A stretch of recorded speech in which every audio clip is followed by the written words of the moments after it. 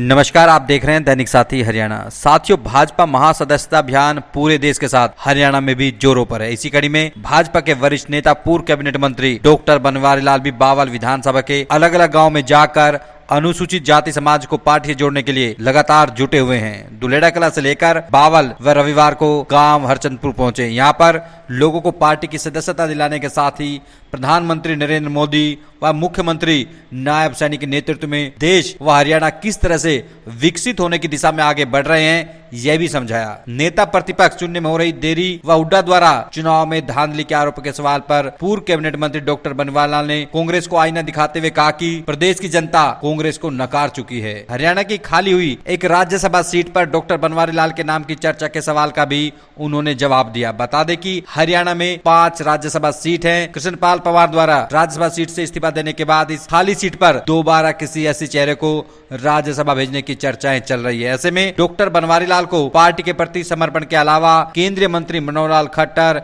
व मुख्यमंत्री नायब सैनी से नजदीकी का लाभ मिल सकता है। बता दें कि वर्तमान में भाजपा के पूर्व प्रदेश अध्यक्ष सुभाष बराला व कांग्रेस छोड़कर भाजपा में शामिल हुई किरण चौधरी जाट समुदाय से ताल्लुक रखते हैं और हरियाणा से राज्यसभा सांसद हैं। वहीं इसके अलावा बैकवर्ड क्लास से रामचंद्र जांगड़ा बीजेपी के राज्यसभा सांसद हैं। वहीं कार्तिकेय शर्मा यूं तो निर्दलीय राज्यसभा सांसद है, लेकिन वह भी बीजेपी के सहयोग से यहां तक पहुंचे। ऐसे में 5वीं सीट पर किसी ऐसी चेहरे को राज्यसभा भेजने की चर्चाएं जोर पकड़ रही है। अब आपको दिखाते हैं बावल विधानसभा के गांव हरचंदपुर में पार्टी सदस्यता अभियान में पहुंचे पूर्व कैबिनेट मंत्री डॉक्टर बनवारी लाल ने क्या कहा।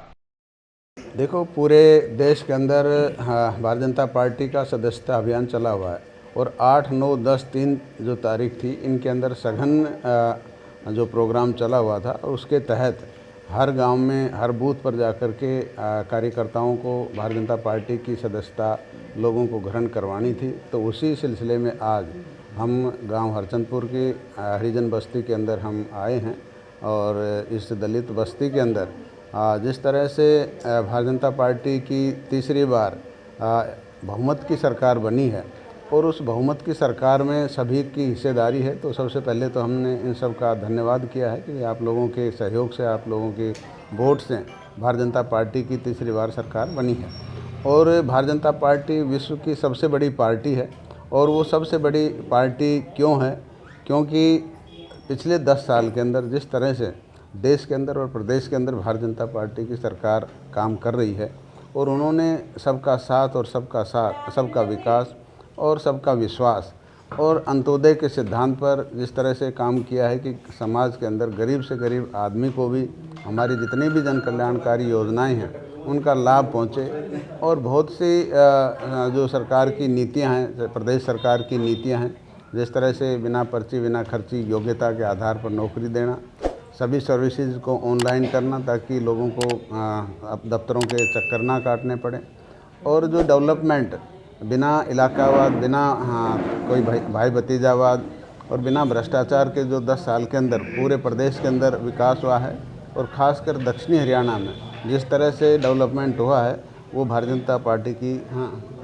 सरकार में हुआ है। तो हम सब का भी फर्ज बनता है कि जो सरकार सब लोगों के बारे में सोचे, राष्ट्रीय हित में सोचे।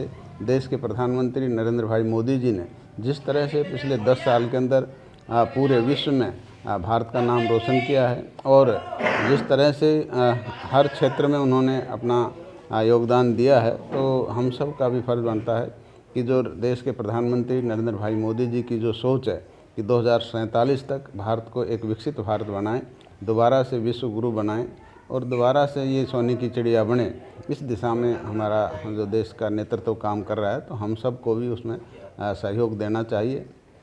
और प्रदेश के अंदर भी हमारे माननीय मुख्यमंत्री नायब सैनी जी जिस तरह से दिन प्रतिदिन बहुत सी जन कल्याणकारी योजनाओं की घोषणा कर रहे हैं, उनको अमली जामा पहनाने का प्रयास कर रहे हैं और आज पूरे प्रदेश के अंदर भारतीय जनता पार्टी के प्रति लोगों का जो विश्वास बढ़ रहा है, तो हम सब लोग इसमें शामिल हुए और ज़्यादा से ज़्यादा सदस्यता अभियान को हम कामयाब करें, इसी दिशा में हम काम कर रहे हैं। भूपेंद्र सिंह हुड्डा जी कहते हैं कि ऊँट के पाँव तो पालने में दिखने लगे हैं। प्रदेश में खाद की किल्लत है, किसान आत्महत्या कर रहे हैं और एमएसपी पर जो है धान की फसल नहीं खरीदी जा सकती, तो क्या कहेंगे इस बारे में?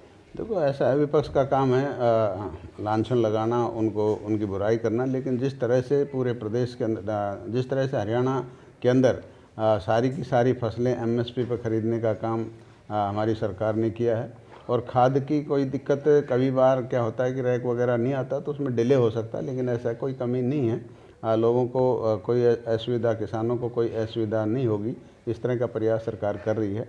तो विपक्ष अगर अच्छा काम करती, अगर कांग्रेस अच्छा काम करती तो अभी चुनाव में उनको बहुमत मिलता, जनता उनको चुनती।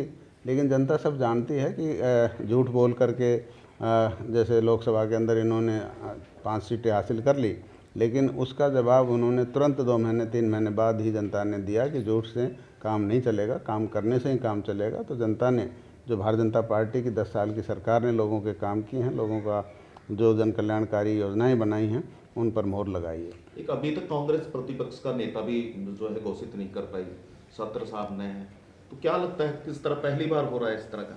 देखो, मैं तो चुनाव से पहले भी आपसे कई बार बात की और मैंने कहा था कि कांग्रेस में जितना मनमुटाव है, मतभेद है, आपसी लड़ाई है, उसके चलते हुए इन्होंने 10 साल के अंदर इनका संगठन नहीं बन पाया। और आज जब विपक्ष के नेता की बात हो रही है तो उसमें भी ये फैसला नहीं कर पा रहे, क्योंकि आपस में जो गुट हैं, इनके गुट आपस में एक दूसरे पर हावी हैं, और आज उसी का नतीजा है कि यह विपक्ष का नेता तक नहीं बना पा रहे। तो ये पार्टी तो कभी भी मेरे को नहीं लगता कि उभर पाएगी, ये गुटबाजी की वजह से। डॉक्टर साहब, एक ईवीएम का मसला सामने आया और कल भूपेंद्र सिंह हुड्डा ने एक प्रेस कॉन्फ्रेंस करके बताया कि किस तरह से रोहतक में पैसे लिफाफे में बीजेपी के लोगों ने बांटे और इस तरह से सत्ता में आई। ईवीएम में गड़बड़ी, कोर्ट में जाने की, सुप्रीम कोर्ट में जाने की बात करें और पैसे वितरण का आरोप लगा चुनाव में। आप किस तरह से देखते हैं? देखो, ईवीएम पर आप भी देखते हो, पिछले चुनाव में जहाँ विपक्ष की पार्टी हारती है तो एक ही रास्ता उनके पास, ईवीएम पर ही वो अपना सारा गुस्सा उतारते हैं, ईवीएम को ही दोषी बताते हैं। लेकिन कई जैसे प्रदेशों में सरकार कांग्रेस की आई है या विपक्ष की सरकार आई है, तो वहाँ ये ईवीएम को उल्टा सीधा नहीं कहते।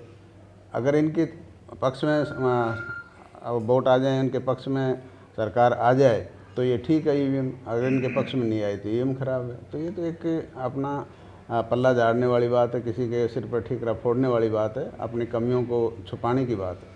पैसे वितरण का तो आरोप देखो इस बारे में तो ये तो कुछ नहीं कह सकते, लिफाफा किस चीज़ का है, क्या है, ये कह थोड़ी नहीं सकते। ये तो अपना एक मतलब हार को छुपाने के लिए बहानेबाजी कह सकता हूँ मैं इसको। एक चर्चा प्रदेश में ये भी चल रही है कि जिस तरह से राज्यसभा सांसद एससी समाज से एक रिक्त सीट थी, उसमें आपके नाम की भी चर्चा है। कितने वो आप आसार में थे उसको लेकर? आपकी खट्टर से मुलाकात हुई, लोगों ने चर्चा ये भी की शायद उसी के मद्देनजर वोट है। देखो, नंबर 1 तो ये भारतीय जनता पार्टी का शीर्ष नेतृत्व फैसला करेगा कि ये सीट किसको देनी है। ऐसा कुछ नहीं है कि भाई एससी का कोई रिजर्वेशन तो नहीं है, लेकिन पार्टी को देखना है किसको देना है। जहाँ तक बात है मनोहर लाल खट्टर से मुलाकात की, तो वो इस बारे में हमने कोई चर्चा नहीं की। हम सिर्फ कुछ एक इलाके की डेवलपमेंट का, कुछ दीपावली की बधाई के ये जो प्रोग्राम थे उसके लिए हम बधाई देने गए थे। उसके साथ साथ कुछ इलाके में कुछ डेवलपमेंट की बात भी हमने की, लेकिन राज्यसभा के बारे में इस बारे में कोई चर्चा नहीं। 10 साल तक लगातार आपने बीजेपी के लिए निष्ठावान कार्यकर्ता के रूप में काम किया, लगता है कि उम्मीद आपको इसके परिणाम में मिलेगा? इस तरह की चीज़ें आपका ख्याल? देखो, हर कार्यकर्ता उम्मीद रखता है कि मुझे कुछ मिले, लेकिन ज़रूरी नहीं कि अपनी इच्छा के अनुसार सब कुछ मिले। ये पार्टी के ऊपर है, वो कितना हमारे को महत्व देती है, कितना वो हमारे लिए सोचती है, वो पार्टी के ऊपर है।